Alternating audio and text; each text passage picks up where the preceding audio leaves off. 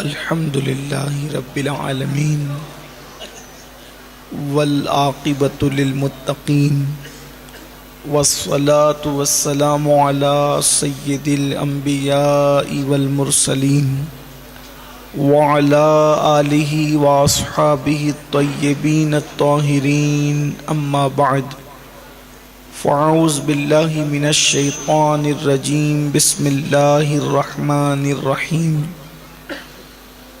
صبغة الله ومن أحسن من الله صبغة صدق الله العظيم غوث اعظم بمنی بے سرو ساما مددے قبلِ دین مددے کعبہ ایمان مددے انتظار کرم تست من عینی را اے خدا جو خدا بینو خدا دا مددے بگردہ بے بلا افتاد کشتی ضعیفانو شکستہ رات و پشتی بحق کے خواجہ عثمان ہارون مدد کن یا معین الدین چشتی مدد کن یا معین الدین چشتی مدد کن یا معین الدین چشتی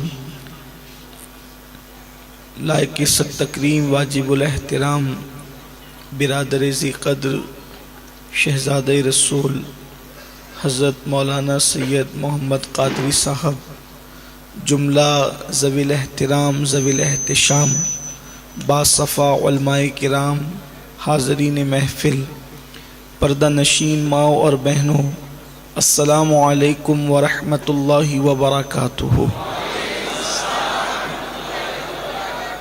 نہایت ادب اور احترام کے ساتھ اپنے اور ساری کائنات کے مرکز عقیدت انیس بے کساں چارہ ساز درد منداں ہم غریبوں کے غم گسار ہم فقیروں کی ثروت شہر یار ارم تاجدار حرم نو بہار شفاعت شب اسرا کے دولہا نوشے بزم جنت دانائے سبل مولائے کل ختم الرسل خسرو خوباں سیاح لامکاں وجہ کن فکاں در اللہ المکنون سر اللہ المخزون عالم ما کانا وما یکون آب و گل انبیاء جان و دل اصفیاء مطلع ہر سعادت مقطع ہر سیادت خلاصہ کائنات فخر موجودات حضور احمد مجتبی محمد مصطفیٰ ارواحنا فدا صلی اللہ تعالی علیہ وآلہ وصحبہ وبارک وسلم کی بارگاہ بے کس پناہ میں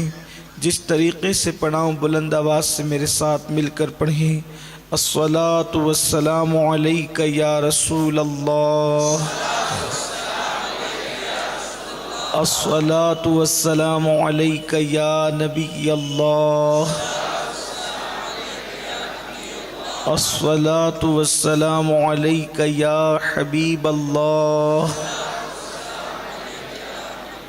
وعلى آلك وأصحابك يا نور الله صلی اللہ تعالی علیہ وسلم۔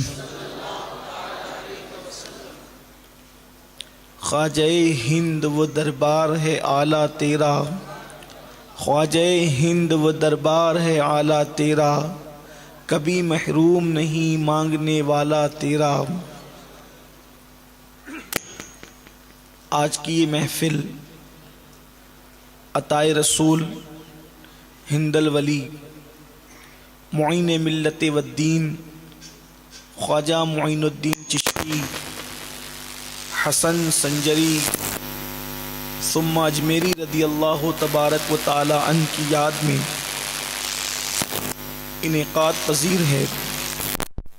اللہ کی بارگاہ میں دعا کی جاتی ہے کہ اللہ تعالی اپنے حبیب مصطفیٰ کریم رؤوف الرحیم صلی اللہ تعالی علیہ وآلہ وصحبہ وبارک وسلم کے صدقہ و طفیل میں آپ کو اور ہم سب کو ان محبتوں کا صلہ دونوں جہان میں عطا فرمائے، اور یہاں شوق کے ساتھ بیٹھنا جو دن 50,000 سال کے برابر ہوگا، اللہ اس دن کھڑے ہونے سے ہمیں محفوظ رکھے۔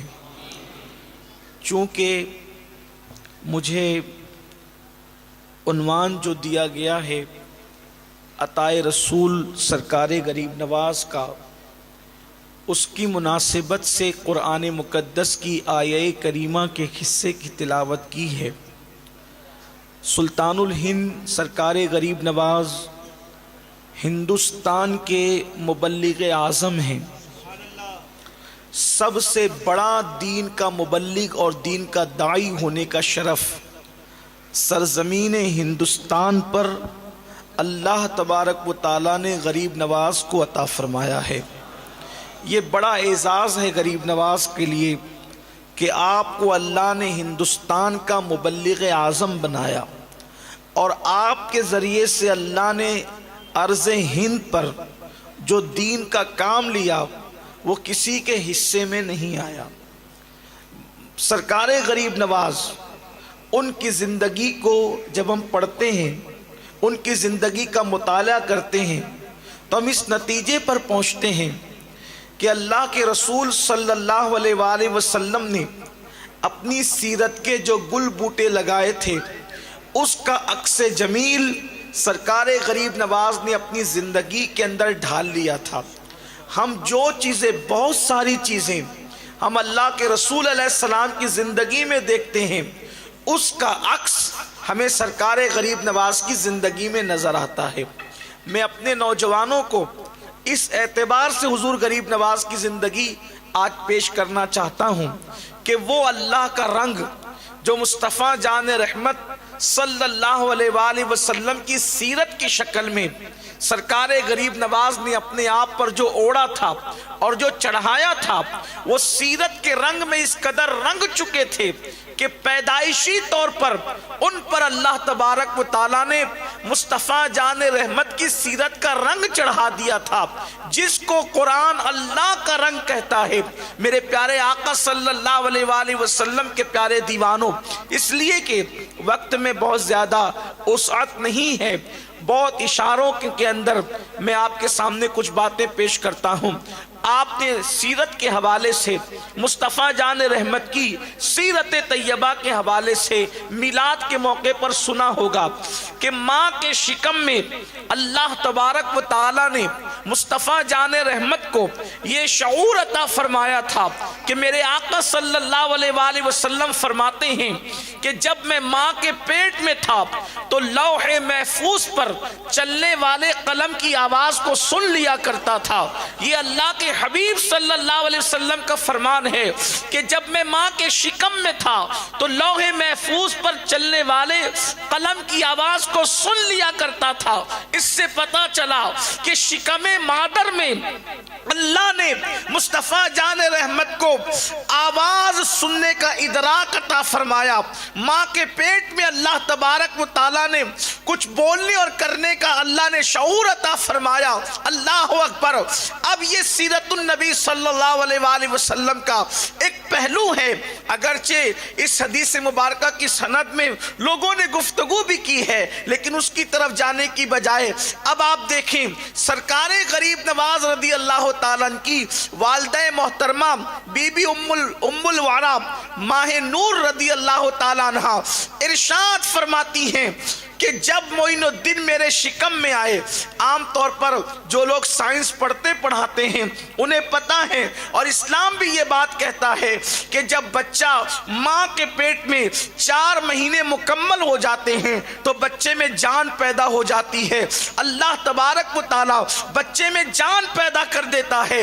غریب نواز کی امی جان فرماتی ہیں جس دن سے میرے بچے کے اندر جان پیدا ہوئی، میرے شکم میں میرے بچے میں جان پیدا ہوئی معین الدین کے اندر، اس دن سے لے کر کے ولادت تک روزانہ کا معمول یہ تھا کہ تہجد سے لے کر کے چاشت یا اشراق کے وقت تک وہ لا الہ الا اللہ کا ورد کیا کرتے تھے، جس ذکر کی آواز کو میں خود بھی سن لیا کرتی تھی۔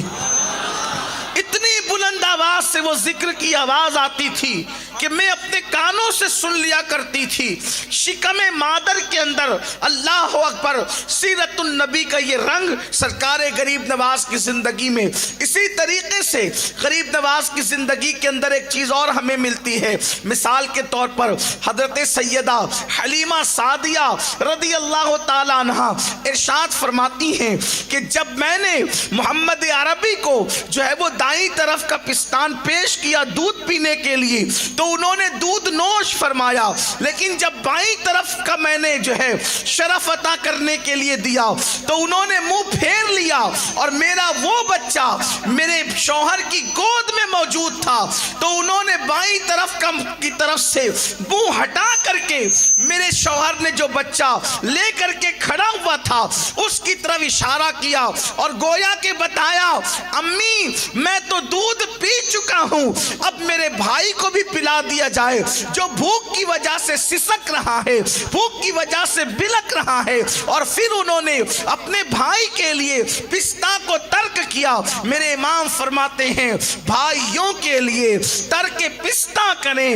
دودھ پیتوں کی نسبت پہ لاکھوں سلام. بی بی ماہ نور فرماتی ہیں کہ جب میں معین الدین کو دودھ پلایا کرتی تھی اور غریب عورتیں اپنے بچوں کو لے کر آتی تھی، اس لیے کہ غریب عورتیں بھوکی پیاسی فاقہ کش آتی تھی میرے گھر پہ اور ان کے بچے بھوک کی وجہ سے بلک رہے ہوتے تھے اور معین الدین دودھ پی رہے ہوتے تھے اور ان بچوں کے رونے کی آواز معین الدین کے کانوں میں آتی تھی تو وہ دودھ پینا چھوڑ دیتے تھے اور ان بچوں کی طرف انگلی کا اشارہ کر کے گویا مجھے بتاتے تھے امی میں تو پی چکا ہوں، ان غریب بچوں کو بھی میرے حصے کا پلا دیا جائے.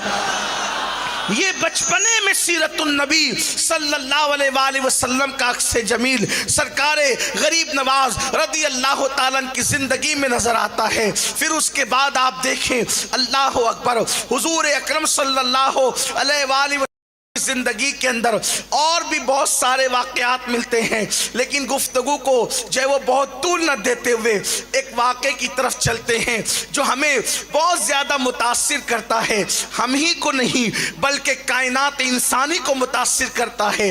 آج غریبوں کا کون پرسان حال ہے، غریبوں کا کون پرسان حال ہے، غریبوں کی طرف کون متوجہ ہونے والا ہے.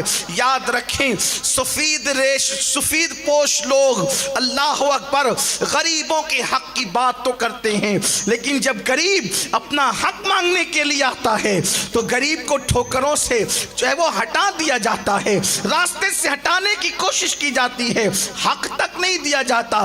لوگ عطا کیا کریں، لوگ حق بھی نہیں دیتے.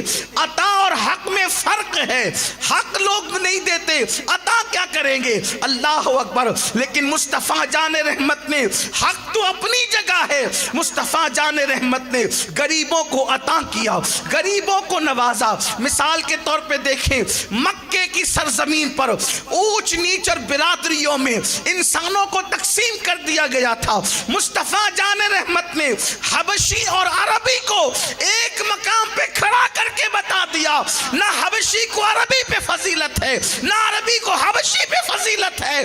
کسی کو عربی اور عجمی ہونے کی بنیاد پر ایک دوسرے پہ فضیلت نہیں ہے. اِنَّا اَكْرَمَكُمْ عِنْدَ اللَّهِ أَتْقَاكُمْ. ہندوستان میں غریب نواز نے یہی کیا کہ اللہ اکبر یہ نیچ ذات کا ہے، یہ اونچ ذات کا ہے. غریب نواز نے ختم کر دیا، فرمایا کلمہ پڑھ لو اور سب کے سب ایک صف میں کھڑے ہو جاؤ. اسی لیے سرکار غریب نواز کے ہاتھ پر 90 لاکھ لوگوں نے اسلام قبول کیا. یہ تاریخ میں یہ جو بات ہے بڑی اہمیتوں کی حامل ہے. میں عرض کر رہا تھا کہ دیکھو جس کو کوئی نہیں پوچھتا تھا اسے میرے نبی پوچھتے تھے اور میرے آقا علیہ الصلوۃ والتسلیم کیسے رحم کرتے تھے. اس طرف چلے ہم، پھر آپ کو پتا چلے گا کہ کس طریقے سے میرے آقا صلی اللہ علیہ وآلہ وسلم نے ان لوگوں کی فریاد رسی کی جن کا کوئی پرسان حال نہیں تھا. مثال کے طور پر ایک خاتون اللہ کے رسول علیہ السلام کی محفل واعظ سجی ہوئی تھی. اللہ کے پیارے محبوب مصطفیٰ جان رحمت خطاب فرما رہے تھے. میں اپنے جوانوں سے خصوصی توجہ چاہتا ہوں. ہم یہ سمجھتے ہیں کہ صرف نماز عبادت ہے، صرف روزہ عبادت ہے، صرف حج عبادت ہے، صرف صدقہ عبادت ہے. یاد رکھنا ساری عبادتوں کی اہمیت اپنی جگہ ہے، مگر اللہ کے بندوں کا رسپیکٹ، اللہ کے بندوں کا خیال کرنا، اس کا مقام ہی جدا ہے، اس کا مقام ہی جدا ہے. فرمایا گیا اللہ کے قریب جانے کا راستہ، اللہ کے قریب جانے کا راستہ لوگوں کے دل سے ہو کر گزرتا ہے. اللہ کے قریب جانے کا راستہ لوگوں کے دلوں سے ہو کر گزرتا ہے. جو لوگوں کے دل خوش کرنے کے سزاوار نہیں ہیں، یا جو لوگوں کے دل خوش نہیں کرتے، وہ کبھی اللہ تک نہیں پہنچ سکتے. تہجد گزار بن جائیں، رمضان المبارک کے علاوہ ایام 20 کے روزے یعنی 13، 14، 15 کے ہر مہینے روزے رکھیں، 3 مہینے کے روزے رکھیں، پیر اور جمعرات کے روزے رکھیں. اگر دلوں کو خوش کرنے کا تصور آپ کے پاس نہیں ہے تو آپ کبھی اللہ تک نہیں پہنچ سکتے.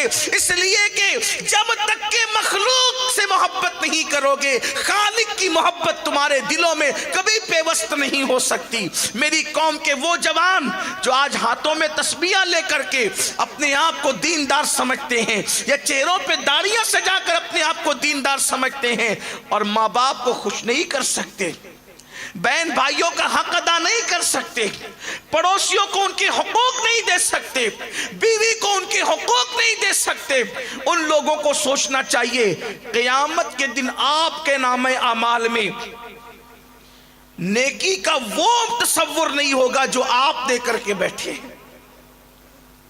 آج ایک انسان دوسرے انسان کو عزت نہیں دے رہا ہے، ایک انسان دوسرے انسان سے محبت نہیں کر رہا ہے. خود غرضی کا دورہ ہے. دوستیاں بھی ہوتی تو خود غرضی کے لیے، شادیاں بھی ہوتی تو خود غرضی کے لیے، شادیاں بھی خود غرضی کے لیے ہو رہی ہے. میرے پیارے آقا صلی اللہ علیہ وسلم کے پیارے دیوانوں، بلکہ حالت یہ ہے ایک دوسرے کے ساتھ شادی کر لی جائے، اور شادی کرنے کے بعد اگر بیوی بیمار ہو جائے، اس کی طبیعت اچھی نہ رہے، تو اس کو طلاق دینے کی بات کی جاتی ہے. بلکہ کبھی کبھی تو ایسا ہوتا ہے کہ سالن میں نمک زیادہ ہو جائے تو بھی طلاق دے دی جاتی ہے. کبھی ایسا ہوتا ہے کسی بھی بہانے سے طلاق دے دی جاتی ہے. گویا کہ جوانی میں اللہ اکبر گل چھلے اڑا کر کے بیویوں کو طلاق دے دی جاتی ہے. چلو دوسری کر لیں گے، دوسری کو طلاق دے کر تیسری کر لیں گے. اللہ اکبر، یعنی کسی کی زندگی سے کھلواڑ کیا جاتا ہے. بہت سارے جوان وہ بھی ہیں، بہت سارے جوانوں کی جوانی وہ بھی ہیں کہ اللہ اکبر اپنی ہوس کے لیے، اپنی نفسانی خواہشات کی تکمیل کے لیے کسی لڑکی کو محبت کے جھانسے میں پھنسا کر کے، محبت کے جال میں پھنسا کر کے اس سے ناجائز تعلقات قائم کیے جاتے ہیں، اور پھر اس سے زنا کر کے، اس سے بدکاری کر کے، اس کی آبرو کے ساتھ کھیل کر کے پھر اس کو چھوڑ دیا جاتا ہے، اور پھر کسی اور کے ساتھ شادی کر لی جاتی ہے. یعنی اس کی زندگی سے، اگر میں اپنے لہجے میں گفتگو کروں، اس کی زندگی سے کھیلا جاتا ہے، اس کی زندگی کو تباہ کیا جاتا ہے، اس کی زندگی کو برباد کیا جاتا ہے. آج یہ میں ایک حدیث پاک آپ کے سامنے پڑھنا چاہتا ہوں. وہ جوان جو ہوس پوس پرستی کا شکار ہے، وہ جوان جو ہوس میں مبتلا ہے، وہ کیا سمجھتے ہیں؟ اللہ اکبر، دنیا کا کوئی انسان اگر ہوس پرستی کا شکار ہے اور وہ یہ سمجھتا ہے کہ میں کسی کی زندگی سے کھیل جاؤں گا، اور زندگی سے کھیلنے کے بعد پھر قدرت مجھ سے امتحان نہیں لے گی، پھر قدرت مجھ سے سوال نہیں پوچھے گی. اچھی طرح یاد رکھنا، قدرت نے پیدا کر کے تمہارے حوالے نہیں کر دیا کہ جس پہ چاہو ظلم کرو، جس کے ساتھ چاہو حواس پرستی کرو، جس کے ساتھ چاہو اس کی زندگی کو یوز کرو، اس کی زندگی کا مس یوز کرو، اس کی زندگی کا استعمال کرو. یاد رکھنا، جب تم کسی کی زندگی سے کھلواڑ کرتے ہو تو اس کے ماں باپ کو اتنی تکلیف نہیں پہنچتی جتنی تکلیف اللہ تبارک و تعالیٰ کو پہنچتی ہے. آپ سمجھتے کیا ہیں اللہ اپنے بندے سے کتنی محبت کرتا ہے؟ کوئی بندہ ہو، چاہے شرابی ہو، چاہے چور ہو، چاہے جواری ہو، چاہے بے نمازی ہو، اللہ کتنی محبت کرتا ہے. دیکھو اللہ کی محبت کا انداز سب سے الگ الگ ہے. جو نیک ہیں ان سے محبت کا انداز الگ ہے، لیکن جو گنہگار ہیں میری طرح ان سے بھی محبت ہے. اس کو کیوں محبت ہے؟ کیونکہ اس نے بنایا ہے. وہ اللہ کی تخلیق ہے، تخلیق اللہ نے اس کو بنایا ہے. دھیان دینا، اللہ نے بنایا ہے مطلب خالق ہے اللہ ان کا. کن کا؟ انسانوں کا. اللہ نے بنایا ہے. اب میں اہل علم کی توجہ چاہتا ہوں. جو جس کو بناتا ہے، توجہ ہے آپ کی، جو جس کو بناتا ہے وہ اس سے پیار کرتا ہے. جو جس کی تخلیق کرتا ہے وہ اس سے پیار کرتا ہے. ایک شاعر جس نے شعر کی تخلیق کی ہو، ایک شاعر جس نے شعر لکھا ہو، اس کی موجودگی میں اگر کوئی پڑھنے والا شعر غلط پڑھ دے تو اندر سے اس کی روح تڑپ جاتی ہے، اس کا دل بے چین ہو جاتا ہے. میرے لکھے ہوئے شعر کو یہ بگاڑتا کیوں ہے؟ وہ شعر صرف غلط پڑھنے پہ تڑپ جاتا ہے. نادان جو شعر کی تخلیق کرے اگر پڑھنے میں بگاڑ دیا جائے تو شاعر تڑپ جاتا ہے. اللہ تو خالق انسان ہے، اگر انسان پہ کوئی ظلم کرے تو اللہ کو کتنی اذیت ہوتی ہے. یہی درس انسانیت دینے کے لیے غریب نواز مدینے سے ہندوستان تشریف لائے تھے. ہمارے مذہب میں صرف نماز پڑھنا عبادت نہیں ہے، انسان کی عزت کرنا، انسانیت سے پیار کرنا یہ بھی عبادت ہے، بلکہ یہ بڑی عبادت ہے. اللہ اکبر. تو عرض یہ کر رہا تھا، آج نوجوان لڑکے یا لڑکیاں بھی ایک طرف کی بات نہیں کرتا. اگر کوئی کسی کی زندگی سے کھلواڑ کرتا ہے، ایک حدیث سنو، دل کے کانوں سے سنو ایک حدیث. اور کچھ وہ بھی جوان ہیں شادیاں کر لیتے پھر نشے میں مبتلا ہو گئے، شراب پینے لگے، بچوں کی زندگی سے کھلواڑ ہو رہا ہے، بچوں کی تعلیم پر توجہ نہیں، بیوی کی زندگی سے کھلواڑ ہو رہا ہے، اس کے حقوق پر توجہ نہیں. یوں تو ان کی دنیا اور آخرت دونوں تباہ ہے. اور مسلم معاشرے میں نشہ عام کیا جا رہا ہے، سستا بیچا جا رہا ہے، مفت میں نشے کی چیزیں مسلم معاشرے کے اندر ڈالی جا رہی ہے کہ کسی طرح تم نشے میں مبتلا ہو جاؤ، تمہارے بچے نشے میں مبتلا ہو جائیں. بار بار کا رونا ہے. لوگوں کو کہا جاتا ہے یہ نشے کے تم کو کیوں عادی بنانا چاہتے ہیں؟ اس لیے کہ ان کو ڈر ہے تم نشہ کر کے پڑے رہو، کیونکہ وہ جانتے ہیں جس دن تمہیں ہوش آئے گا پھر تم کسی کو سنبھلنے نہیں دو گے. جس دن تم پڑھو گے پھر کوئی تم سے آگے نہیں بڑھ سکے گا. جس دن تم تجارت کرو گے تم سے کوئی آگے نہیں بڑھ سکے گا. جس دن تم سیاست کرو گے اس دن کوئی تم سے آگے نہیں بڑھ سکے گا. اس لیے نہ تمہیں پڑھنے دینا چاہتے ہیں، نہ تجارت کرنے دینا چاہتے ہیں، نہ تمہیں سیاست کرنے دینا چاہتے ہیں. کیونکہ تمہاری سیاست وہ ہے کہ آج تک 1400 سال پہلے جو تم نے سیاست کی تھی آج تک وہ تمہاری سیاست کو حیرت سے تک رہے ہیں. واللہ 1450 سال بیت چکے ہیں. نبی نے ایک ایسا سیاستداں دنیا کو دیا تھا جس نے 3 بر اعظموں پر اسلام کا پرچم لہرایا تھا. اس جیسا سیاستداں دنیا کا کوئی سیاسی حیوان پیش نہ کر سکا. اور اگر پیش کر سکتے ہو تو پیش کر کے بتاؤ کہ غلام جو ہے وہ سواری پر سوار ہے اور 3 بر اعظموں کا اللہ اکبر خلیفہ اس کی نکیل پکڑ کر کے چلتا ہوا نظر آ رہا. لاؤ ایسا سیاستداں جو میرے نبی نے عطا فرمایا تھا. کوئی پیش کر سکتا ہے؟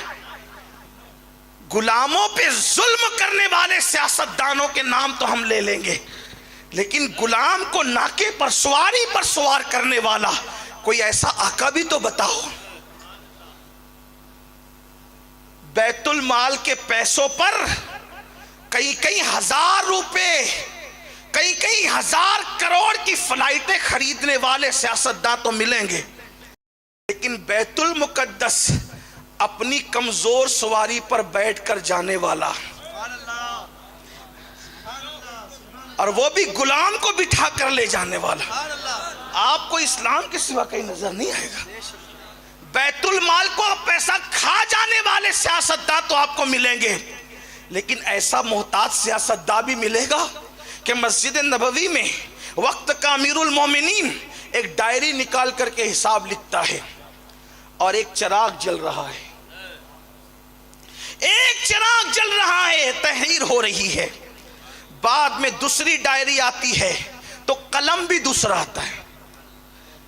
ڈائری کے ساتھ قلم الگ تھا، ڈائری بدلی قلم بھی بدلا، چلے ڈائری بدلی قلم بدلا، لیکن ڈائری بدلی تو چراغ بھی بدلا۔ پہلا چراغ بجھا دیا گیا، دوسرا چراغ جلا دیا گیا، اور پھر حساب لکھا جانے لگا۔ وقت کے امیر المومنین سے پوچھنے والے نے پوچھا، ڈائری میں تبدیل ہوئی بات سمجھ میں آتی ہے کہ دوسرا چوپڑا نکالا، دوسری ڈائری نکالی، لکھنے لگے، قلم کیوں بدلا؟ اسی قلم سے لکھا جا سکتا تھا، چلے قلم بدلا پھر بھی کوئی بات نہیں، چراغ کیوں بدلا؟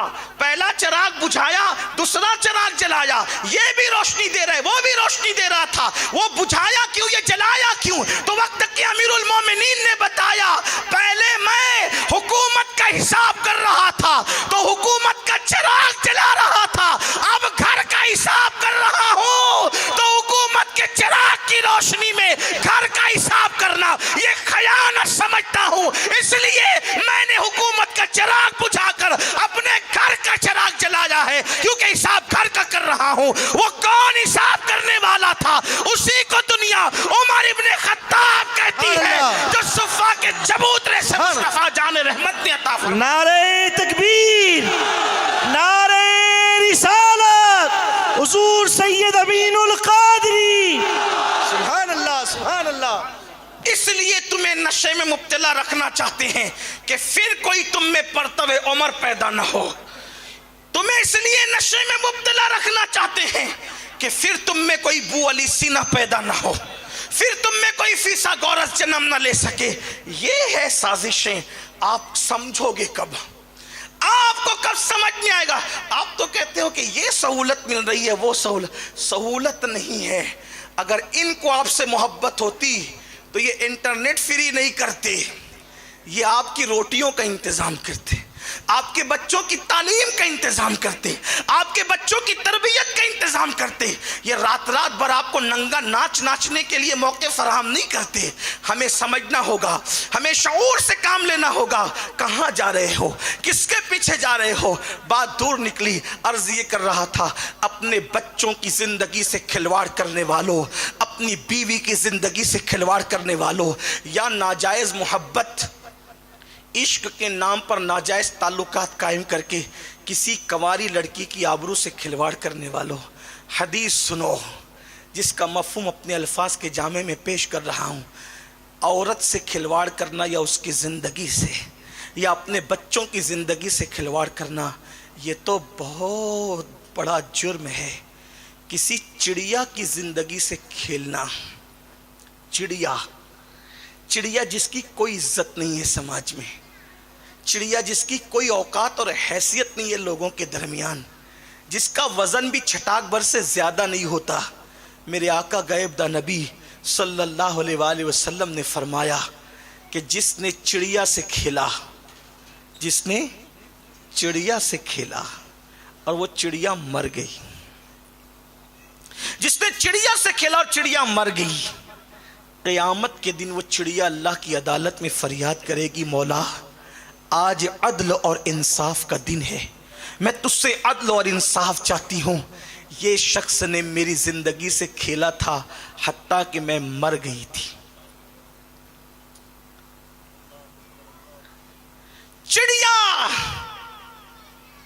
جس کو شمار میں بھی نہیں لیتے ہیں لوگ، میرے نبی مصطفیٰ کریم رؤوف الرحیم صلی اللہ علیہ وآلہ وسلم فرماتے ہیں جس نے چڑیا کی زندگی سے کھیلا ہوگا، چڑیا مر گئی، وہ چڑیا فریاد کرے گی کہ میں عدل چاہتی ہوں، اس نے میری زندگی سے کھیلا تھا۔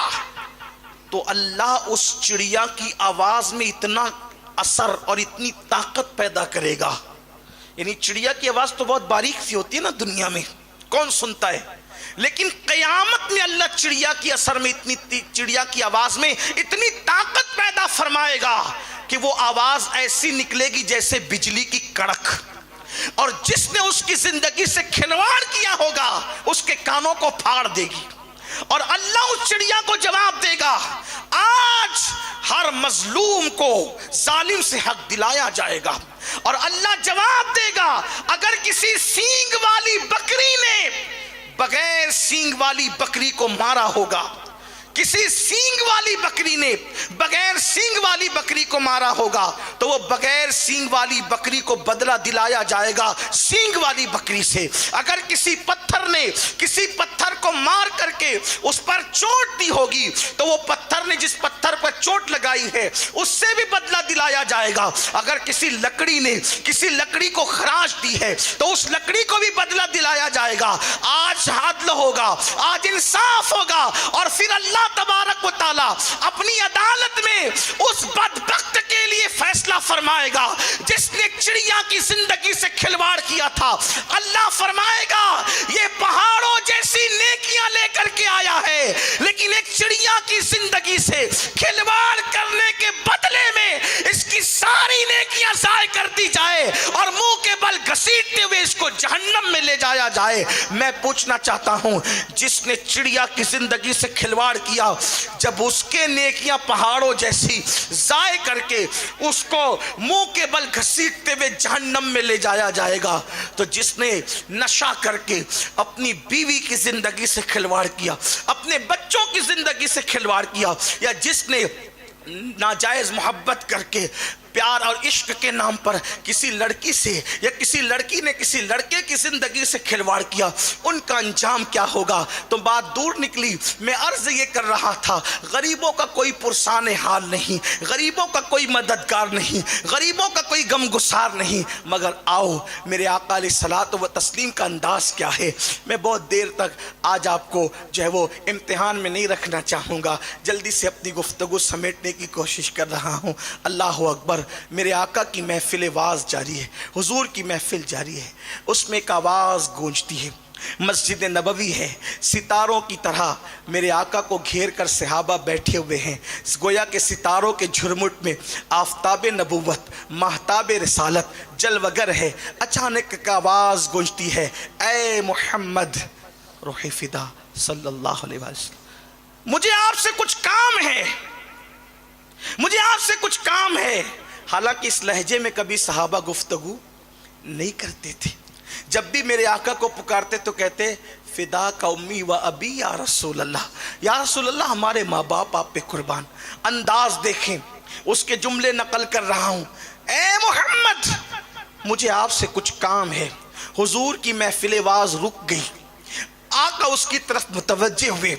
جب حضور اس کی طرف متوجہ ہوئے تو سارے صحابہ متوجہ ہوئے۔ اس وقت جب متوجہ ہوئے میرے آقا کریم، جب سب صحابہ متوجہ ہوئے تو دیکھا کہ ایک عورت ہے اور وہ مسجد نبوی کے دروازے پہ کھڑے ہو کے کہتے مجھے آپ سے کچھ کام ہے۔ آقا علیہ السلام نے کہا کیا کام ہے تجھے کام کیا ہے مجھ سے؟ اس عورت نے کہا یہاں آئیے تو بتاؤں گی، یہاں آئیے تو بتاؤں گی۔ اللہ اکبر، رحمت تمام، رحمت للعالمین، رحمت عالمیان اپنے صحابہ کی محفل سے اٹھ جاتے ہیں اور اس عورت کے پاس جاتے ہیں۔ جب اس کے پاس گئے اس نے بے باکی دکھائی، ایسا کوئی عورت نہیں کرتی تھی لیکن اس نے بے باکی دکھائی۔ اس نے میرے آقا کا ہاتھ پکڑ لیا اور ہاتھ پکڑ کے کہا چلیے میں آپ کو کچھ کہنا چاہتی ہوں۔ میرے آقا کی شان یہ تھی، حضور علیہ السلام نے فرمایا لا افصح من النساء، میں عورتوں سے مصافحہ تک نہیں کرتا، لیکن اس نے ہاتھ پکڑ لیا تھا وضاحت کر دوں تاکہ آپ کے دل میں خلجان نہ رہے، اس لیے کہ اس پر شریعت کا کوئی حکم بھی نہ تھا، کیونکہ وہ عورت پاگل تھی، وہ پاگل تھی۔ اور اس نے حضور کا ہاتھ پکڑ لیا اور ہاتھ پکڑ کے لے کے حضور کو چلنے لگی اور حضور علیہ السلام اس کے ساتھ ساتھ چلنے لگے۔ مدینہ منورہ کی گلیوں میں ایک عجیب منظر تھا، اللہ اکبر، جس کے قدموں سے خرد نے وجود پایا، جس کے قدموں سے لگ کر عقل کو شعور آیا، وہ مصطفیٰ جان رحمت کا ہاتھ ایک پاگل عورت پکڑ کر لے کر جا رہی ہے اور حضور اس کے ساتھ ساتھ چل رہے ہیں۔ اللہ اکبر۔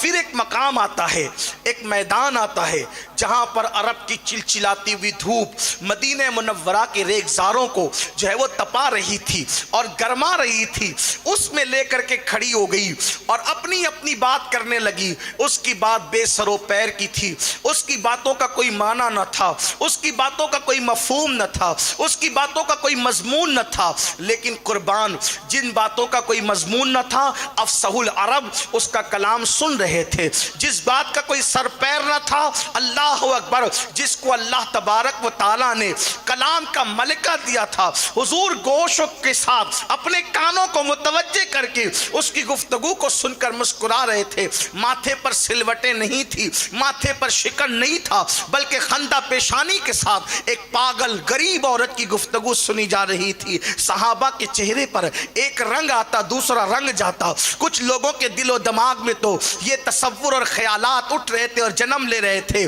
ابھی حضور علیہ السلام یہاں سے ہٹے، اس بدبخت کو اس بے ادبی کا مزہ چکھایا جائے اور بتایا جائے کہ دھوپ میں، چلچلاتی دھوپ میں محبوب خدا کو کھڑے رکھ کر کے ان کے سامنے بکواس کرنے کا انجام کیا ہے۔ وہ بولتی رہی، وہ کیا بول رہی تھی کوئی سمجھ نہیں پا رہا تھا، لیکن جب وہ جانے لگی تو جاتے جاتے حضور نے اس کو ایک ہی جملہ کہا پوری گفتگو سن کر کے، جس جملے کو سن کر کے سب کے جذبات انتقام کے سرد پڑ گئے، سب کے جذبات انتقام سرد پڑ گئے۔ اللہ اکبر۔ اور وہ جملے کیا تھے جو حضور علیہ السلام نے فرمایا؟ جب وہ پاگل جانے لگی تو میرے آقا نے فرمایا کوئی بات نہیں، جب کوئی تیری بات پورے مدینہ منورہ میں نہ سنا کرے، جب کوئی تیری بات نہ سنا کرے، اس وقت تو میرے پاس آیا کر اور مجھے اپنا حال دل سنایا کر، میں تیری بات سننے کے لیے حاضر ہوں۔ وہ تو چلی گئی۔ صحابہ نے عرض کی آقا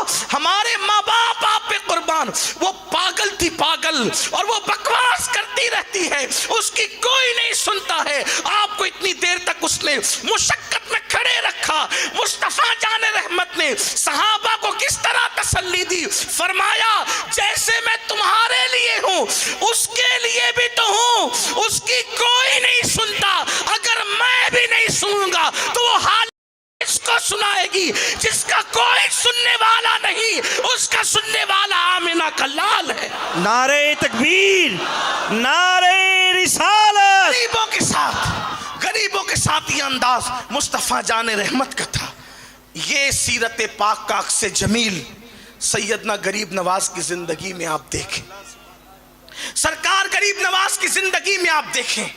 سرکار غریب نواز صرف تقریروں سے تبلیغ نہیں ہوتی، صرف کانفرنسوں سے اسلام نہیں پھیلتا، صرف سیمیناروں میں فکر انگیز اور دردناک گفتگو کرنے سے کام نہیں ہوتا، بلکہ ہمیں کچھ انسانیت بھی درکار ہوتی ہے، کچھ غریبوں کا خیال بھی درکار ہوتا ہے۔ ہمارے پاس تو جو آتا ہے میں پریشان ہوں، اللہ تیری پریشانی دور کر دے، صرف دعاؤں سے کام نہیں چلتا، کبھی میدان عمل میں بھی قدم رکھو۔ مسلمان غربت کی چکی میں پس رہا ہے تو آپ نے کیا کیا ہے؟ اور غربت کی چکی میں پس رہا ہے تو آپ نے کیا کیا ہے؟ مسلمان جہالت کی وادی میں بھٹک رہا ہے تو آپ نے کیا کیا ہے؟ تب سرے انقلاب نہیں بپا کرتے، میدان عمل میں آنا، جہد مسلسل درکار ہوتی۔ ایک غریب کسان میرے غریب نواز کے پاس آیا اور وہ غریب کسان کہنے لگا سرکار بادشاہ کے کارندوں نے میری زمین پہ ٹیکس سے زیادہ لگا دیا، میں غریب بھر نہیں سکتا، میں غریب بھر نہیں سکتا۔ اور سنا ہے کہ ہمارا جو بادشاہ دلی میں رہتا ہے وہ آپ کے مرید کا مرید ہے، اگر آپ سفارش کر دیں میرا کام ہو جائے۔ کسان تھا وہ، کسان کی آواز کس کے کانوں میں جاتی ہے؟ کون سنتا ہے کسانوں کی؟ کسانوں کی فریاد پہ کون لبیک کہتا ہے؟ کسانوں کی یہ عزت کس کے سمجھ میں آتی ہے؟ سوچو تو صحیح، کسان تو بے اوقت ہے لوگوں کی نگاہ میں، کسانوں کی کوئی عزت نہیں ہے، لیکن غریب نواز 850 سال پہلے کتنا غریب رہا ہوگا وہ کسان. آیا ہے غریب نواز کے یہاں. غریب نواز کہتے چھوڑ یار، میں تو یہاں نماز روزے کی بات کرنے آیا ہوں. آسمان کے اوپر اور زمین کے نیچے کی بات کرنا میرا طریقہ ہے. یہ میں بادشاہ سے سفارش کروں اور تیرا ٹیکس کم کراؤں، یہ میرا کام نہیں ہے. یہ آسمان کے اوپر اور زمین کے نیچے کی بات اسلام صرف یہ نہیں سکھاتا. اسلام یہ کہتا ہے پہلے آسمان کے نیچے اور زمین کے اوپر کے حقائق کی بات کرو، اس لیے کہ آسمان کے اوپر کی باری بعد میں ہے، زمین کے نیچے کی باری بعد میں ہے. پہلے زمین کے اوپر کی بات کرو، اس لیے کہ جو زمین کے اوپر کا ماحول سنوار دے، زمین کے اندر کا ماحول خود بخود سنور جائے گا. پہلے اوپر سنوارو. قرآن نے بھی کہا ربنا آتنا فی الدنیا. اسلام پہلے دنیا کی بات کرتا ہے. نہیں ہم اللہ والے لوگ ہیں، ہم تو کسی کی سفارش بھی نہیں کر سکتے. تو یہ اللہ والے ایسے نہیں ہوتے، اللہ والے ایسے نہیں ہوتے. اللہ والے ایسے ہوتے ہیں جن کا ذکر ہو رہا ہے، جن پر اللہ کا رنگ چڑھتا ہے. کسان آ رہا ہے غریب نواز کے پاس.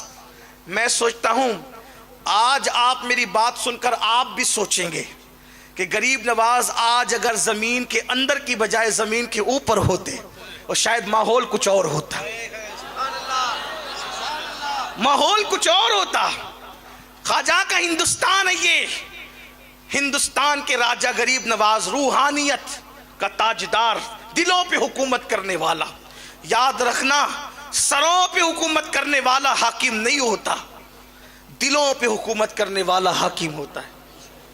ہاں اس لیے کہ سر تو چٹیل پہاڑوں کی طرح ہوتے ہیں. بادشاہ کا تخت پہاڑ نہیں بنا کرتے، بادشاہ کا تخت تو اللہ اکبر بالکل سڈول، بالکل مربع نما، بالکل بچھی ہوئی چٹائی کی طرح تخت ہوتے ہیں. قدرت نے دل کے فرش کو مثل تخت بنا کر بتایا ہے. اس کے لیے بھی کچھ حاکم ہوں گے، اور وہ کون ہے؟ جو اپنے اخلاق سے، اپنے کردار سے، اپنی محبتوں سے، اپنی الفت سے، اپنی خوبصورت گفتگو سے، اپنے خوبصورت لب و لہجے سے جو دلوں پہ حکومت کرے وہ اصل حاکم ہے. سروں پہ حکومت کرنے والا، سر تو کوئی بھی جھکاتا ہے، ڈنڈوں سے بھی سر جھک جاتا ہے. سر جھکانا اہم نہیں ہے، دل جھکانا اہم. اور اسلام سر بعد میں جھکانے کی بات کرتا ہے، اسلام پہلے دل جھکانے کی بات کرتا ہے. اس لیے کہ سر تو تلواروں سے بھی جھک جاتے ہیں، لیکن دل صرف اخلاق سے جھکا کرتے ہیں، دل صرف کردار سے جھکا کرتے ہیں. کسان آ کر غریب نواز سے کہتا ہے حضور کوئی سفارش کر دیجیے. غریب نواز فرماتے ہیں میں خود تیرے ساتھ دلی تک چلوں گا.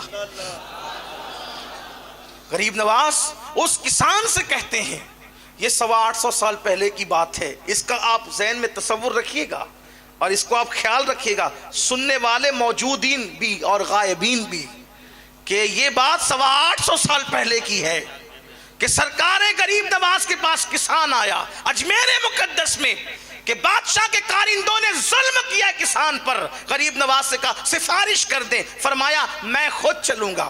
کوئی لیٹر نہیں دیا جائے گا، کوئی خط نہیں دیا جائے گا، کوئی کاغذ کا ٹکڑا لکھ کر نہیں دیا جائے گا، میں خود تیرے ساتھ چلوں گا. اور ہند کی تاریخ، اکھنڈ بھارت کی تاریخ گواہ ہے کہ ایک غریب کسان کے لیے میرے خواجہ اجمیر مقدس سے دلی تک کا سفر اس کے ساتھ کرتے ہیں. جب دلی پہنچے اس وقت سلطان شمس الدین التمش کی حکومت تھی. بادشاہ کو خبر لگی تو بادشاہ اپنی فوج کے ساتھ غریب نواز کے استقبال کے لیے آیا. سرکار قطب الدین بختیار کاکی جو پیر و مرشد تھے بادشاہ کے، وہ بھی ساتھ تشریف لائے، اور آنے کے بعد دونوں نے قدم پکڑ لیے. سرکار آپ بغیر اطلاع کے آ گئے؟ اطلاع تو دی ہوتی، اطلاع دی ہوتی تو انتظام کیا جاتا آپ کے شایان شان. فرمایا میرا کام تھا اس لیے آ گیا. جب کام اپنا ہوتا ہے تو اسی طرح آیا جاتا ہے، اطلاع نہیں کی جاتی. حضور آپ کا کیا کام؟ آپ نے ہمیں نوازا، آپ نے ہمیں عطا کیا، جو سب رانائیاں ہیں، جو سب عیش و عشرت ہے، سب آپ کی دعاؤں کی برکت ہے. حکومت آپ کی دعاؤں کی برکت، سلطنت آپ کی دعاؤں کی برکت، ناز و نم آپ کی دعاؤں کی برکت، سب تو آپ کی دعاؤں کی برکت سے ہے. آپ کو کیا کام آ گیا؟ تو غریب نواز نے فرمایا یہ کسان ہے، آپ کے کارندوں نے اس پر ٹیکس اس کی طاقت سے زیادہ لگا دیا ہے، تو میں آ گیا ہوں کہ اس کی سفارش لے کر کے کہ اس کو کم کرو یا معاف کر دو. کسان پہ ظلم مت کرو، کسان پہ ظلم مت کرو، اس لیے کہ ظلم کی عمر زیادہ نہیں ہوتی. ہر ظالم کو اس کے ظلم کا مزہ چکھایا جاتا ہے. بادشاہ نے کہا حضور معاف کر دے، مجھے پتا نہیں تھا یہ کارندوں کی، سپاہیوں کی یا وہاں کے لوگوں کی ناکارگی کی وجہ سے ہوا ہے، لیکن حضور یہ ٹیکس تو معاف کیا جائے گا، مسئلہ حل کر دیا جائے گا، کیونکہ آپ تشریف لائے ہیں. آپ نے کیوں تکلیف کی؟ آپ خط دیتے تو بھی کام ہوتا، خط کی بھی ضرورت نہیں تھی، اس کو بھیج دیتے اپنا نام لے کر کے، آپ کا نام بھی آ کے بولتا تو بھی کام ہو جاتا. غریب نواز فرماتے ہیں مجھے بھی پتا تھا کہ میرے نام سے بھی اس کا کام ہو جاتا، لیکن اس کے ساتھ چل کر قدم با قدم اس لیے آیا ہوں کہ اس کا کام تو یوں بھی ہو جاتا، لیکن ہر قدم پر جو اس غریب کو خوشی مل رہی تھی وہ خوشی کہاں ملتی. اور میرے نانا مصطفیٰ جان رحمت کا فرمان ہے جو کسی کا دل خوش کر دے اللہ بھی اس سے خوش ہو جاتا ہے. نعرہ تکبیر، نعرہ رسالت، خواجہ کا ہندوستان، حضور سید امین القادری، نعرہ تکبیر. سبحان اللہ. اور جو کسی کی مدد کے لیے، ضرورت مند کی مدد کے لیے اس کے ساتھ چلتا ہے، سنو، جو کسی ضرورت مند کی مدد کے لیے اس کے ساتھ چلتا ہے، ہر قدم پر اسے مسجد نبوی میں 2 مہینے کے اعتکاف کا ثواب عطا کیا جاتا. یہ اجر تو بیٹھے بیٹھے نہیں ملتا، اس لیے میں اس کی سفارش کے لیے آ گیا ہوں. یہ تھا سیرت کا وہ پہلو. پھر اس کے بعد بات سمیٹتے ہوئے اختتام کی طرف جاتے ہوئے حضور علیہ السلام کی سیرت میں یہ بات ملتی ہے کہ انسان تو انسان ہے میرے نبی کے ہاتھ پر، انسان تو انسان ہے میرے نبی کے ہاتھ پر.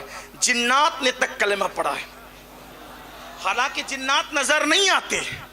جنات نظر، کبھی کسی کو دکھا ہو تو بتا دے، دکھا. کچھ لوگ ایسے بھی کہتے ہیں کہ مجھے دکھتا ہے، دکھتا ہوگا. اس کو جن اسی لیے کہتے ہیں کہ وہ دکھتا نہیں، دکھتا نہیں اسی لیے اس کو جن کہتے ہیں. اور جس کو دکھ جاتا ہے پھر وہ نہیں دکھتا. یہ عجیب سی بات ہے. ہاں نہیں، میں مذاق نہیں کر رہا ہوں. ایسے بے شمار لوگ ہوئے جن کو دکھ گیا پھر وہ کبھی نہیں دکھے. تو جنات، لیکن یہ میرے نبی کا معجزہ ہے. انسان تو انسان ہے. جنات نے بھی میرے آقا کے ہاتھوں پہ کلمہ پڑھا. اور پھر قرآن میں پوری سورہ جن آ گئی، قرآن میں پوری سورہ جن آ گئی. اسی لیے میرے آقا نے فرمایا کہ تمہارے اب جنات بھائیوں کا بھی خیال کیا کرو، تمہارے جنات بھائیوں کا بھی خیال کیا کرو، اور ہڈیاں ان کے لیے چوس کر کے چھوڑ دیا کرو، کیونکہ ہڈیاں ان کی غذا ہے، ہڈیاں ان کی غذا ہے. اور بھی ان کی غذا کا تذکرہ کیا گیا تو میرے آقا نے ان کے خیال کا بھی ذکر کیا. بلکہ جن کی بات آئی تو ایک بات مجھے یاد آئی کہ ایک سانپ آیا حضور علیہ السلام کے دربار میں. دربار ہی کہتے ہیں کیونکہ وہ ہمارے سرکار ہیں. جو سرکار ہوتا ہے اسی کا دربار ہوتا ہے. ہاں، اور اصل سرکار وہی ہے جو پرماننٹ ہے. بجوز سرکار سر کار عالم، بجوز سرکار سر کار عالم، سروکار نہ سرکار ندارے. کون دیتا ہے دینے کو منہ چاہیے، دینے والا ہے سچا ہمارا. ہم پوری دنیا کی حکومتوں کا احترام کرتے ہیں، لیکن سرکار تو ہمارے لیے اپنی سرکار، جسے خدا نے سرکار بنا کر بھیجا، جسے خدا نے غمگسار بنا کر بھیجا. بہرحال ان کے دربار میں سانپ آیا، لوگوں نے مارنا چاہا. حضور نے کہا رکو، آپ کی اگر توجہ ہے تو سمجھیں. لوگوں نے سانپ مارنا چاہا, کیونکہ سانپ مارنے کے لیے کہا گیا نا کہ قتل الموذی قبل الایذا, کہ موذی کو قتل کر دو اس سے پہلے کہ وہ تمہیں ایذا پہنچائے. صحابہ نے کہا نہیں مت مارو اس کو. آیا تھا کس شکل میں سانپ کی. حضور منع کر رہے ہیں. پہلے بولا کہ سانپ مارو, سانپ آیا تو کہا مت مارو. وہ کھڑا ہو گیا اپنی دوم پر. حضور نے اپنے کان اس کے قریب کیے. سانپ آیا, بات سمجھ میں آئی کیوں آیا ہے. سانپ آیا, بات سمجھ میں آئی کیوں آیا. سانپ کے آگے ہاتھ بھی کیا جا سکتا تھا, سانپ کی طرف برتن بھی کیا جا سکتا تھا, سانپ کی طرف کچھ اور بھی کیا جا سکتا تھا. حضور نے کان کیا. اس کا مطلب سانپ کے آنے کا مقصد کیا ہے حضور جانتے ہیں. جو سانپوں کے آنے کا مقصد جانتا ہو, جو سانپوں کے, سمجھ میں آئی بات, جو سانپوں کے آنے کا مقصد جانتا ہے, کیا وہ صافوں کے آنے کا مقصد نہیں جانتا؟ راجستھان ہے, ہندی والی زمین ہے, لیکن بہرحال عاشقوں میں تو اتنی صلاحیت ہو ہی جاتی ہے کہ سانپ اور صاف دونوں میں فرق ہو. آپ کو صاف اس لیے کہہ رہا ہوں کہ جس کی نسبت مدینے کی سرکار سے جڑ جائے, اگر وہ صاف نہ ہو تو پھر کون صاف ہوگا؟ ہاں آپ سب صاف ہیں. سانپ کے کان کیا, اس نے کچھ کہا, پھر حضور نے اسی لہجے میں کچھ کہا, عربی میں نہیں, اسی لہجے میں جو اس نے کہا تھا. حضور نے کچھ کہا, وہ چلا گیا. پھر صحابہ حیران تھے, ہو کیا رہا ہے. زبان وہ بولی گئی جو ہم نہیں جانتے. ہندوستان میں کچھ لوگوں کو گھمنڈ ہے, انہوں نے کہا نبی کو اردو زبان ہم نے سکھائی ہے, کتاب میں کتاب بتائی جا سکتی. لوگ کہتے ہیں یار ان کے پیچھے کیوں پڑے رہتے ہو, ان سے کہو وہ ایسے باتیں کیوں کرتے ہیں, اردو ہم نے سکھائی. ارے وہ تو پتھروں کی زبان بھی جانتے, تو کون ہے. اور واللہ اگر سنی امتحان لینے آ جائے تو تم اردو کے گرامر بھی صحیح نہیں بیان کر سکتے. سبحان اللہ, سبحان اللہ. اس لیے کہ اردو 1857 کے بعد نہیں ہے. اردو کی ایجاد کرنے والی 3 شخصیتوں کے نام سر فہرست ہیں, اور وہ تینوں کے تین ہمارے ہیں. ان کے ہمارے ہونے میں اوروں کو بھی اختلاف نہیں ہے. پہلا نام امیر خسرو کا ہے, دوسرا نام مخدوم اشرف جہانگیر سمنانی کا ہے, تیسرا نام خواجہ دکن بندہ نواز کے سودراج کا ہے. نعرہ تکبیر, نعرہ رسالت, علماء اہل سنت, مسلک اعلی حضرت حضور سید امین القادری, سنی دعوت اسلامی.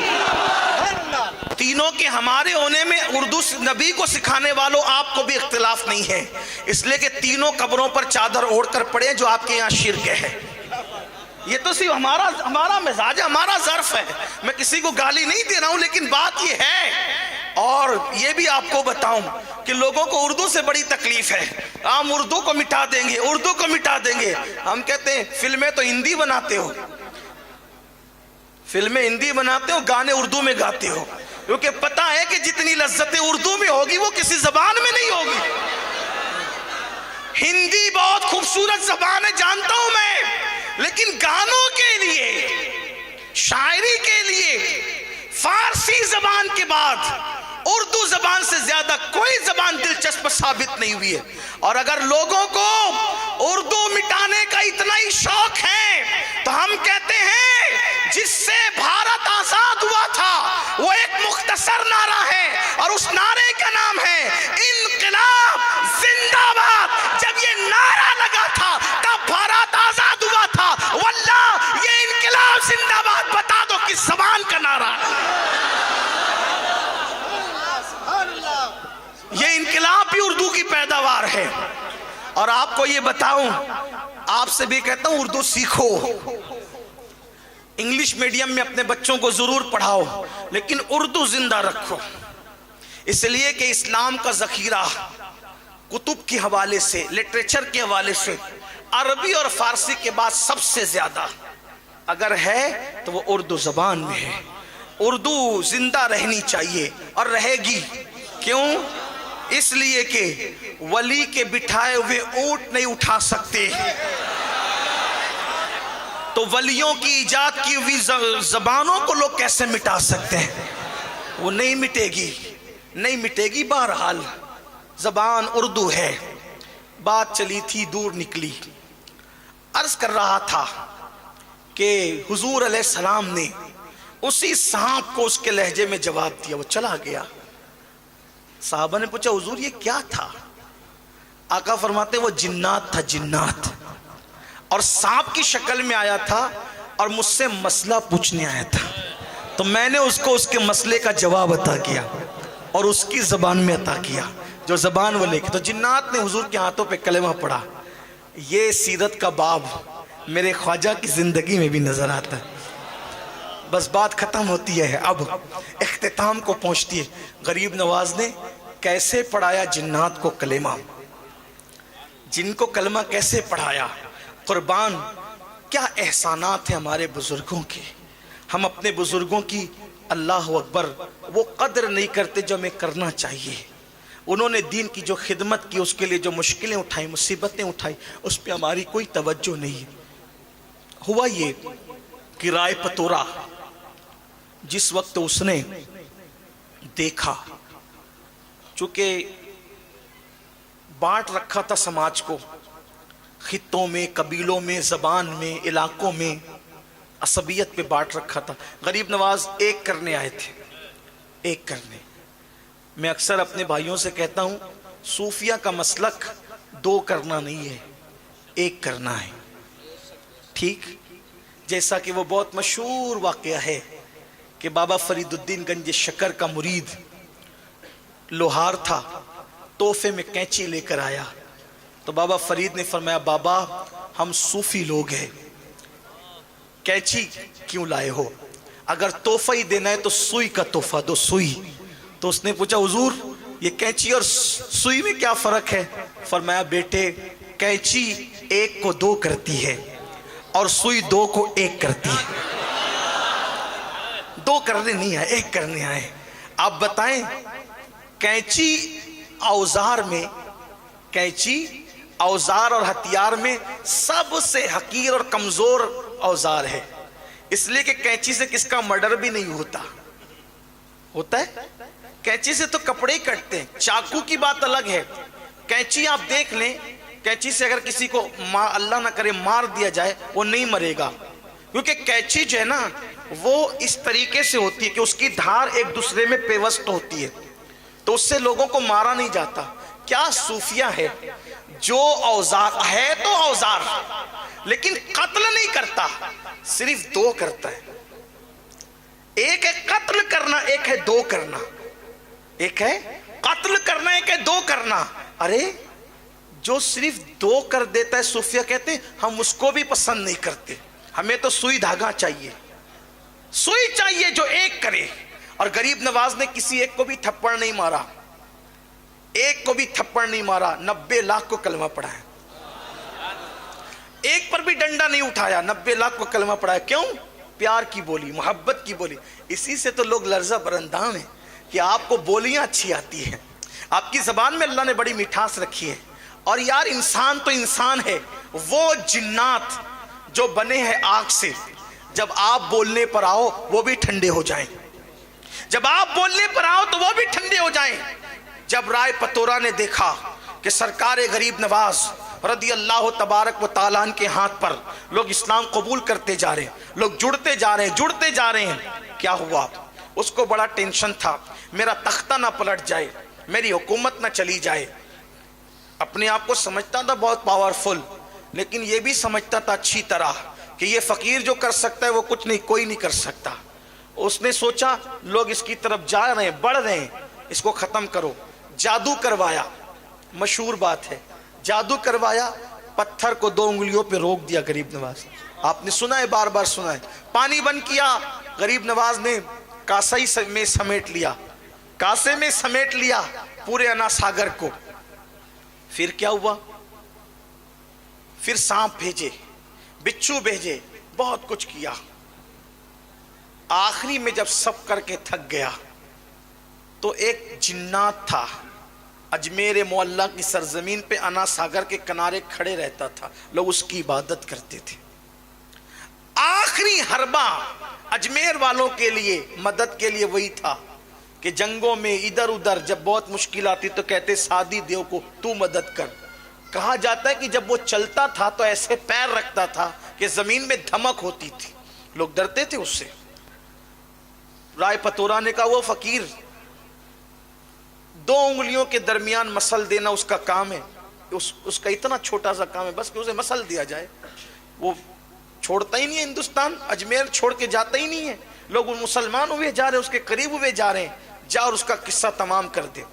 اس نے کہا یہ تو میرے لیے چھوٹی سی بات ہے. وہ ہنسا اور ہنس کر کے کہا مجھے لیے چھوٹی سی بات ہے. وہ جا کے غریب نواز کے سامنے کھڑا ہو گیا. ان دنوں غریب نواز کا قیام ایک درخت کے نیچے انا ساگر کے کنارے تھا. اس نے کہا اے فقیر تو اجمیر اور ہندوستان چھوڑ اور چلا جا یہاں سے. پیچھے اجمیر کے لوگ کھڑے تھے. یہ اجمیر اس لیے کہہ رہا ہوں کہ میں تاریخ بیان کر رہا ہوں، ورنہ جب بھی ہم غریب نواز کی نسبت سے اس شہر کا نام لیتے ہیں تو اجمیر معلیٰ اور اجمیر شریف کہتے ہیں. یہی ہمیں تعلیم دی گئی ہے، ہمیں حکم بھی ہے. ادب ہی ہمارا مسلک ہے، ادب ہمارا مذہب ہے. تو اس نے کہا کہ آپ اجمیر چھوڑ دیں، کیونکہ اس کی بات نقل ہو رہی ہے. اس نے جو کہا وہی کہوں گا، ورنہ اگر وہ یہ کہوں گا اجمیر شریف تو کہا اس نے کب کہہ دیا تھا اجمیر شریف. یہ بھی تو مسائل ہیں، یہ بھی مسئلہ ہے نا. تو اس لیے اس نے کہا چھوڑ دیں آپ اجمیر، ہندوستان چھوڑ دیں آپ.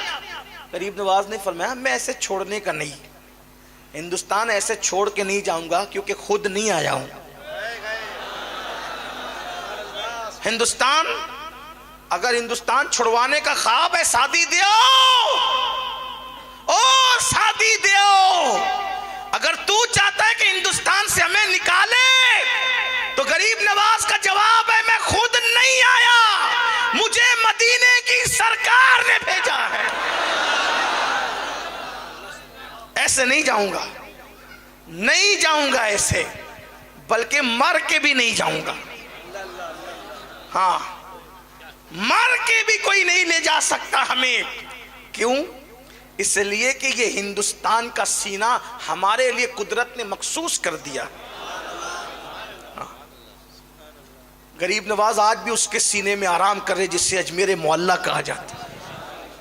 رشک کی نظر سے دیکھتی ہے اس زمین کو اور زمینیں کہ اتنا بڑا مبلغ اعظم آرام کر رہا ہے، اور سینے میں زمین کے سینے میں آرام کر رہا ہے. اس لیے کہ امانتیں سینے ہی میں دفن ہوتی ہیں، امانتیں سینوں میں دفن ہوتی ہے.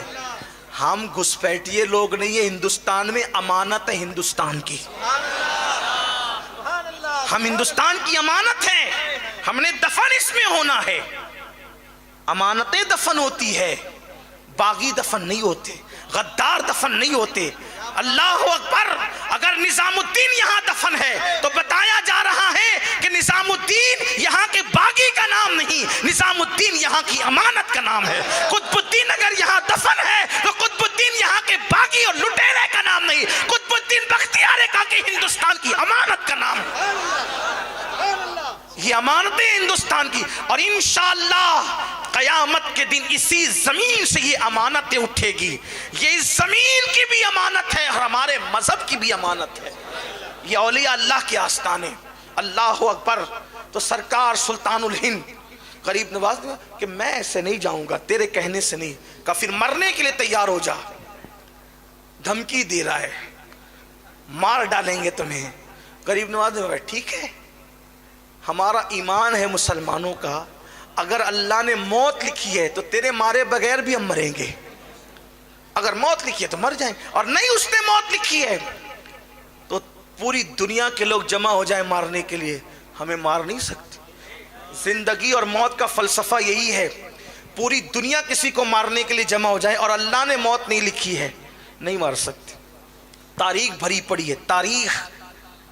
نمرود مارنا چاہتا تھا ابراہیم علیہ السلام کو، پوری نمرودی پارٹی جمع تھی، آگ میں ڈال دیا، مار سکے.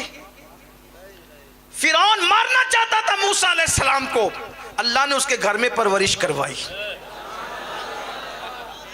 دیکھو تو صحیح. لیکن کوئی بنے تو صحیح مسلمان, کوئی آئے تو صحیح اسلام کی طرف, کوئی آئے تو صحیح قرآن کی طرف, کوئی آئے تو صحیح مذہب کی طرف, کوئی آئے تو صحیح مسلک کی طرف. اللہ اکبر. وہ یقین پختہ کرو.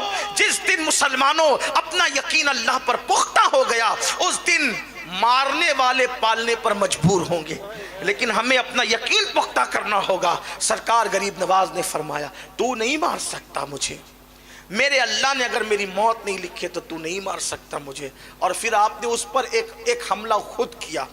فرمایا کیوں نقصان اٹھاتا ہے, نقصان کیوں اٹھاتا ہے؟ تو بھی کلمہ پڑھ مسلمان ہو, فائدے میں رہے گا, تیری مراد پوری ہوگی, تیری تمنا پوری ہوگی. پیچھے لوگ کھڑے تھے, اب اگر جو لوگوں کا خدا بن کے کھڑا ہو اور کوئی اس کو کہے کہ تیری بھی مراد پوری ہوگی, جو لوگوں کی مرادیں جو ہے وہ باتیں کرتا ہے پوری کرنے کی, اگر اس کی مراد کی بات کی جائے تو اس کو شرمندگی نہیں ہوگی. اس نے کہا میری کیا مراد ہو سکتی ہے؟ فرمایا بتاؤں؟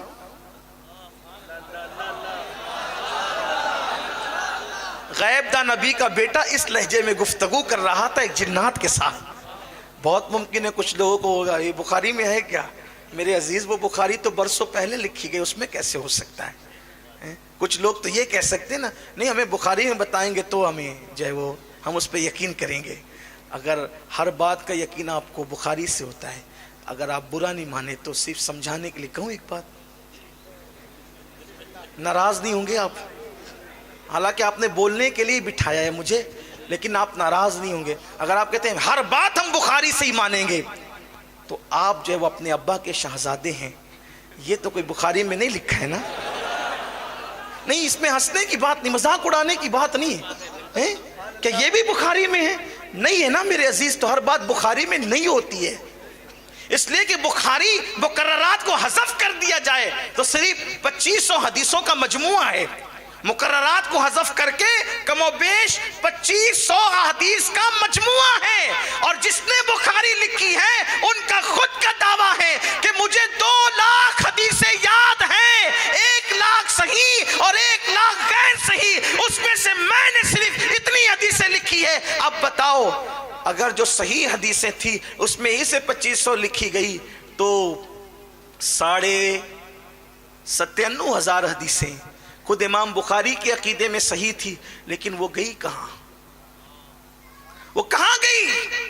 اگر آپ بخاری, مسلم, ترمذی اور ابن ماجہ پر ہی اسلام کو مقید کر دیں گے تو پھر میں آپ سے سوال کروں گا کہ آپ نے بخاری کا کلمہ پڑھا ہے یا محمد الرسول اللہ کا کلمہ پڑھا ہے؟ واللہ بخاری ہمارے سر آنکھوں پر ہے, لیکن ہم سنیوں کا عقیدہ یہ ہے ہمیں کتاب سے کیا لینا, ہم تو ایمان لائے آمنہ کے لال پر.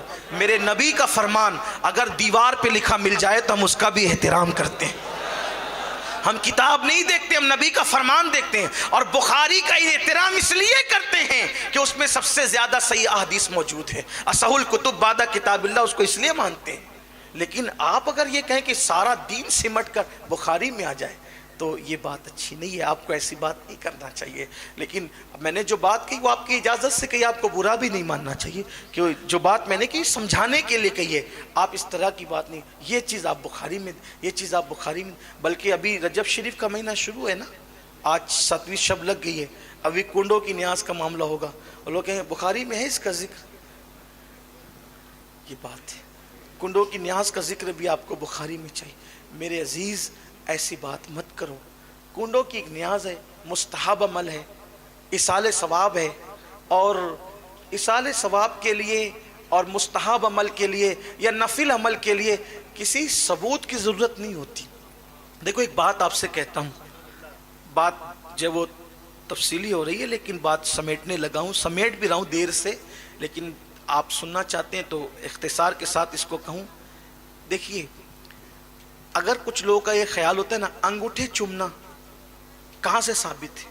ایک چیز, کنڈے کی نیاز کہاں سے ثابت, چادر چڑھانا کہاں سے ثابت, مزار پہ جانا کہاں سے ثابت. ایک بات آپ کو یہ بتاؤں, ثابت کے لیے दलील नहीं चाहिए। तवज्जो आपकी, किसी चीज के साबित होने के लिए, करने के लिए, किसी काम के करने के लिए दलील की जरूरत नहीं है, वरना आपको हर काम के लिए दलील चाहिए। फिर कुर्सी पे बैठने के लिए क्या दलील है, माइक हाथ में लेके तकरीर करने के लिए क्या दलील है, छठी के दिन गरीब नवाज के उन्वान पे तकरीर करने के लिए क्या दलील। यानी आप दलील दलील दलील दलील के अंदर इस कदर उलझ जाएंगे कि आप असल दीन की मारिफत से महरूम हो जाएंगे। तो किसी काम के करने के लिए दलील नहीं चाहिए। जैसे एक समझाने के लिए कहता हूं, मुझे स्कूल जाना है, और इसके लिए कौन सी इजाजत दी आपके अब्बा ने, दौरे के लिए जाना है, कौन सी इजाजत दी। बात इजाजत की नहीं है, दीन ये कहता है किसी काम करने के लिए दलील नहीं चाहिए, इजाजत नहीं चाहिए। अगर दलील की जरूरत होती है तो किसी काम के मना होने के लिए, किसी काम के लिए मना होने के लिए दलील चाहिए, इजाजत के लिए दलील नहीं चाहिए। एक छोटी सी बात, आपने मुझे दावत दी नहीं आपने, लेकिन बता रहा हूं मिसाल के तौर पे, वरना कहीं आप ये ना सोचें कि भाई हमने दावत तो दी नहीं, आप जबरदस्ती के मेहमान क्यों बनते हैं। लेकिन समझाने के लिए आपने मुझे दावत दी। अब दावत देने के बाद आप मुझसे कहेंगे कि सैयद साहब ये बताएं आपको क्या क्या पसंद है, उसकी फेरिस्त दो। आपको तवज्जो आपकी, आपको क्या क्या पसंद है उसकी फेरिस्त दो। कितनी फेरिस्त बनेगी? जयपुर से आकर जाने का वक्त हो जाएगा, लेकिन दावत का वक्त नहीं आ पाएगा। ये पसंद, ये पसंद, ये पसंद, ये पसंद, कितना टाइम जाएगा। अब आपको पकाना क्या है? अक्लमंदी ये तकाजा करती है आप ये पूछें आपको किस चीज से परहेज है। अक्लमंदी का तकाजा क्या है? आपको किस चीज, क्या आप नहीं खाते? मैंने बता दिया ये 3 चीजों से मुझे परहेज है, नहीं खाता। तो 3 चीजों के अलावा अब आपको क्या पता चला? 3 नहीं पकाना, बाकी जो चाहे। सही, यही है ना तरीका। बात समझ में आती है? तो अब अल्लाह को क्या पसंद है, इसको कहते हैं जायज, और क्या नापसंद है उसको क्या कहते हैं? नाजायज। तो पसंद की फेरिस्त बनाना मुश्किल है। पसंद की फेरिस्त बनाना, अरे जब मेरी पसंद की फेरिस्त बंदा होकर बनाना मुश्किल है, तो अल्लाह की पसंद की फेरिस्त बनाना कोई आसान होगा? कोई आसान होगा? जब बंदे की पसंद की फेरिस्त की हद नहीं, तो खुदा की फेरिस्त की जो पसंद की फेरिस्त है उसकी हद क्या होगी? कौन पढ़ेगा, कौन समझेगा, कौन मालूम करेगा? तो इस्लाम बच्चों का खेल नहीं है। मेज पर बैठकर 4 लोगों ने इस्लाम गढ़ा नहीं है। तरीका यह है कि ये पूछा जाए आप किन चीजों को नापसंद करते हैं, उसके अलावा हम समझ जाएंगे कि ये सब आपको पसंद है। किस कलर को नापसंद करते हैं समझ जाएंगे, इसके अलावा सब कलर पसंद है। किस मशरूब को नापसंद करते हैं समझ जाएंगे, इसके अलावा सारे मशरूब पसंद है। किस शहर को नापसंद करते हैं समझ जाएंगे, इसके अलावा सारे शहर पसंद है। बिला तमसील, बिला तमसील अल्लाह की पसंद को जायज कहते हैं, अल्लाह की नापसंद को नाजायज कहते हैं। तो अल्लाह ने अपनी पसंद की फेरिस्त नहीं उतारी, बल्कि अल्लाह ने बता दिया ये मुझे नापसंद है, तो अल्लाह ने नाजायज की फेरिस्त बयान कर दी। अब आपको भी पता करना है कि जायज है कि नाजायज। तो जायज की फेरिस्त में मत ढूंढा करो, नाजायज की फेरिस्त में ढूंढा करो। जो नाजायज की फेरिस्त में है बस वही नाजायज है, उसके अलावा जो है वो सब जायज है। जो है वो सब जायज है। अंगूठा चूमना जायज, क्योंकि नाजायज की फेरिस्त में नहीं है। अगर है मुझे बताओ, मैं जिम्मेदारी लेता हूं सुन्नियों की तरफ से, छोटा हूं, बहुत छोटा हूं सुन्नियों का। पूरी सुन्नियत से अंगूठे चूमना नहीं बंद करवा दिया तो फिर कहना, लेकिन शर्त एक है, नाजायज की फेरिस्त में दिखा दूं। लेकिन मुझे यकीन है, ये यकीन है 500 मरतबा मर के जिंदा हो जाओगे, फिर भी नाजायज की फेरिस्त में अंगूठे चूमने का जिक्र नहीं दिखा सकते। अब हमें यह करना होगा कि अल्लाह نے کن چیزوں کو, بلکہ حضور علیہ السلام کی حدیث ہے, جو جائز ہے وہ جائز ہے, جو ناجائز ہے وہ ناجائز. جس بارے میں قرآن چپ ہو اس کے متعلق تم کلام نہ کرا کرو, قریدہ نہ کرو, قریدنے کی اجازت نہیں ہے. بات دور نکلی, لیکن بات آپ کے سمجھ میں آ تو گئی ہوگی نا. اب لوگوں کو چاہیے کرنے کا ثبوت نہیں, منع کا ثبوت ڈھونڈو. منع ہے تو ٹھیک ہے, لے آؤ, اچھی بات ہے. تو سرکار غریب نواز رضی اللہ تعالی نے فرمایا شادی دیو, تیری مراد پوری ہوگی. تیری بھی مراد, کلمہ پڑھ تیری مراد پوری ہوگی. کلمہ پڑھنے والوں کی مراد پوری ہوتی ہے.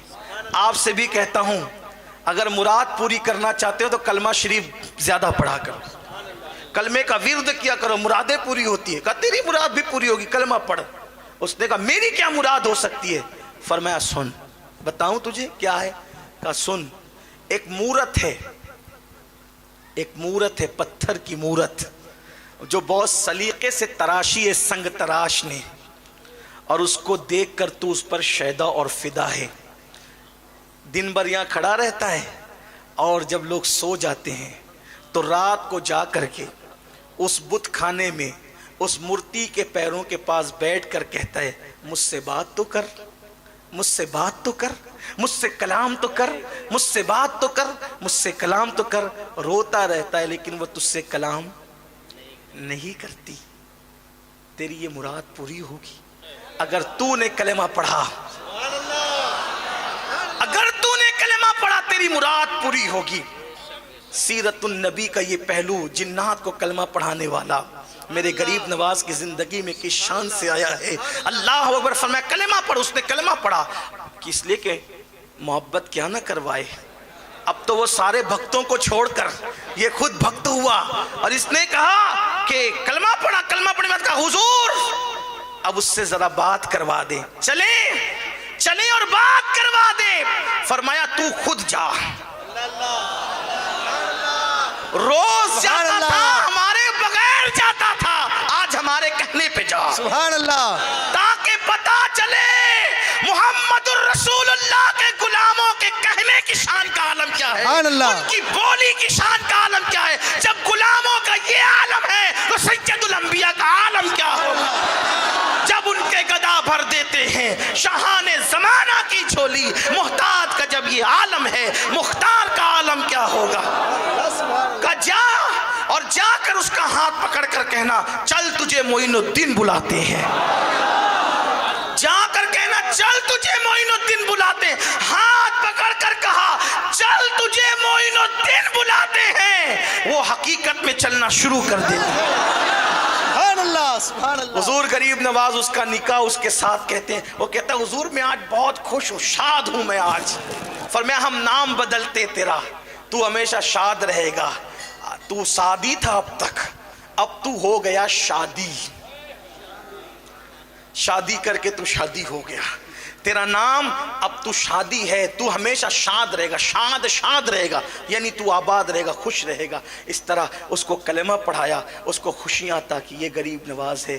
آخری جملہ حضور علیہ السلام کی سیرت میں ہم دیکھتے ہیں, حضور کی سیرت میں دیکھتے ہیں کہ تمام انبیاء میں